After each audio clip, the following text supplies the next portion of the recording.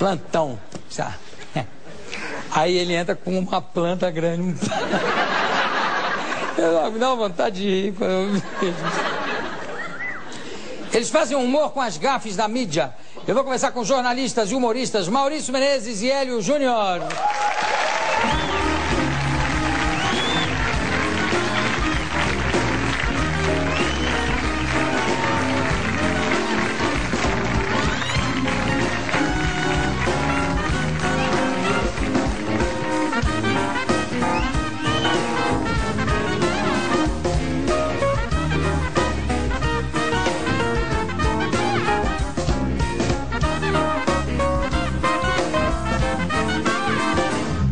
Como é que é? Tudo bom?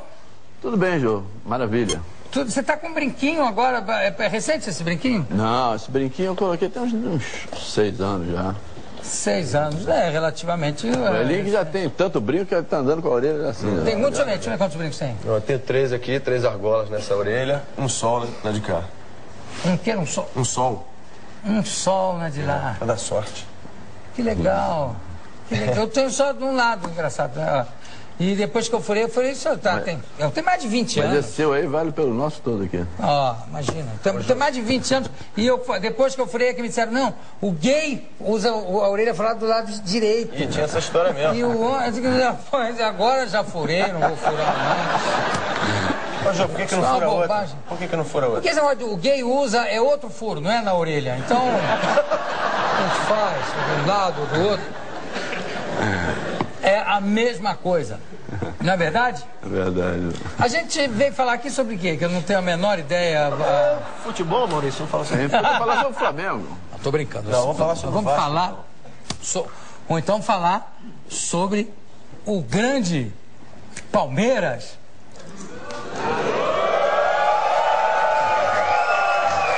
Que conseguiu deixar um empate de virada, né? Lá com os argentinos. Conseguiram essa maravilha. E o grande Corinthians, que ganhou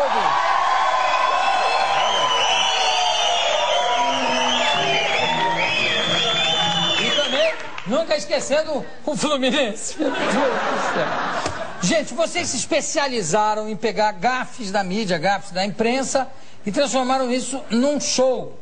Como é que pintou a ideia de fazer isso? Qual foi a primeira... Bom, surgiu por acaso, né, Jô? Porque eu trabalhei 21 anos no Jornal Estado de São Paulo. Eu era repórter do Estadão no Rio, né? Aí um dia eu fui destacado pelo jornal para cobrir o sequestro do Roberto Medina. E o sequestro do Roberto Medina, pro repórter, era um negócio terrível. O sequestro de uma maneira geral, porque o repórter fica na casa do sequestrado esperando ele voltar do cativeiro, nunca se sabe quando isso vai acontecer, né?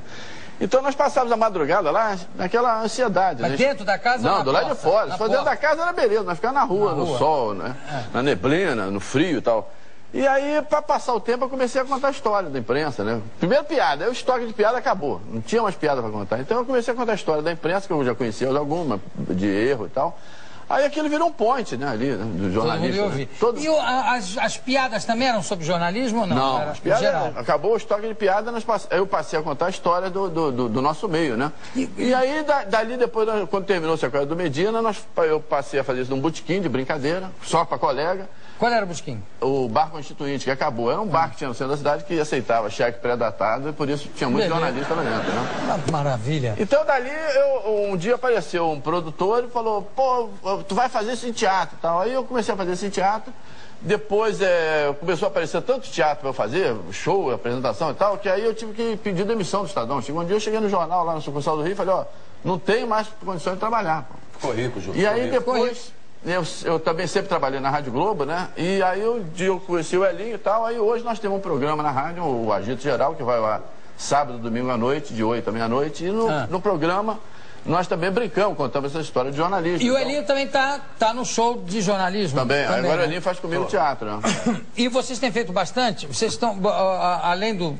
O Agito Geral é sábado e domingo? Sábado e domingo, de 8 à meia-noite, vai pro Brasil inteiro. Sim. Rádio Globo AM. O Rádio Globo? AM. Isso. E, além disso, vocês fazem show em teatro? Vocês estão fazendo em algum lugar? Nós fizemos temporada em vários teatros, né? Fizemos fizemos vários teatros no Rio de Janeiro, fizemos várias apresentações em São Paulo, fizemos muitas convenções. Mas agora nós estamos, por causa do programa de rádio, nós não estamos podendo fazer teatro, né? E estamos empenhados nesse livro, que eu estou terminando de fazer esse livro, e estamos fazendo também, preparando um programa de televisão, né? A Globo, inclusive, mandou a gente para o SBT mandou para a Bandeirantes mandou para a TV Educativa, a TV Educativa mandou a gente para um lugar que eu não posso falar aqui. Tudo bem. Mas a gente mas tem toda a TV a cabo ainda, né? Você pode percorrer. Isso aí, boa ideia, vamos começar essa trilha aí. Você, falando em gafe de jornalista, você é autor, talvez, de uma das mais fantásticas gafes do jornalismo brasileiro. Queria que você contasse, por favor. Não, porque... Não, agora conta as pessoas chegam, né? Diz assim, que... Você não tem gafe nenhuma sua para contar? Eu falei, tem uma pequena. Porque aconteceu comigo, eu ainda era novo na profissão, e todo mundo erra, não tem jeito. Novo com que idade, mais ou menos? Isso não é desculpa, não, mas com que idade? Eu tinha 3 ou 4 anos só. Na profissão, de profissão. Mas todo mundo erra. Eu errar, todo mundo erra, não tem jeito. Mas que idade você tinha, na verdade, a idade mesmo física completa?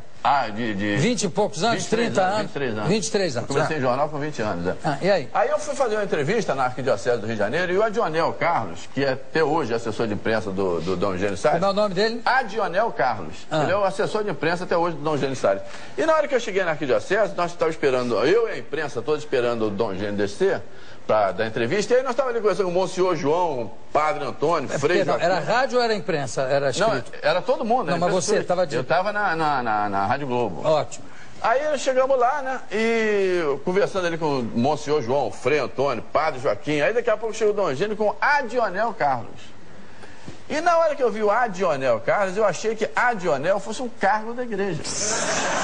Claro, Monsenhor João, Frei Joaquim, Adionel Carlos. E os colegas todos lá, eu olhei, falei, cacetado, olha o cara, rapaz, com 20 e poucos anos, talvez, já é Adionel.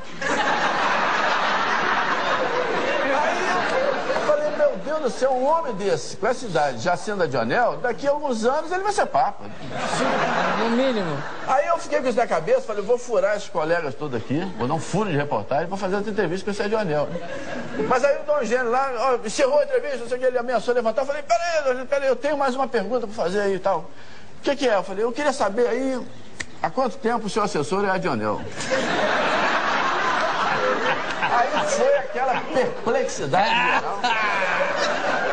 Aí todo mundo parou, o Paulo Roberto Araújo, que era um colega do Globo, estava atrás de mim e falou, Maurício, você tá maluco, rapaz? Eu falei, a pergunta é minha aqui, calma lá, não te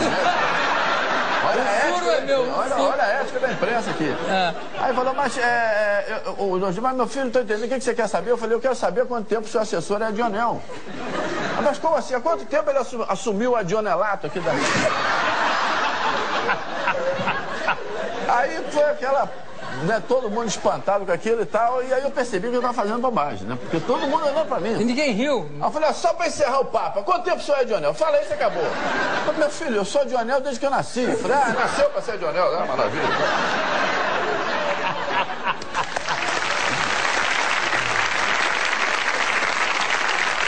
E você já criou o cargo de adionelato. Adionelato. Isso é uma beleza. Vamos mostrar aqui no telão, então você trouxe umas notícias? Trouxe uns recortes de jornal. Recortes de jornal. Alguns recortes de jornal, porque eu tenho milhares, né? Do Brasil inteiro as pessoas me mandam. Todo onde eu vou fazer um show, as pessoas já vão me mandar e tal. Nós temos um e-mail que a gente recebe muita coisa também. Isso aí tudo a gente está colocando no livro. Esse aqui saiu no jornal, o nome do jornal é O Imparcial. Olha a manchete que o Imparcial publicou, quer ver? Vamos colocar lá.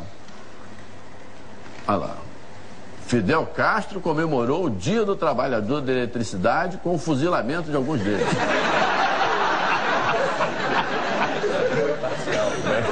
E é O Imparcial. O Imparcial, Paranaguá.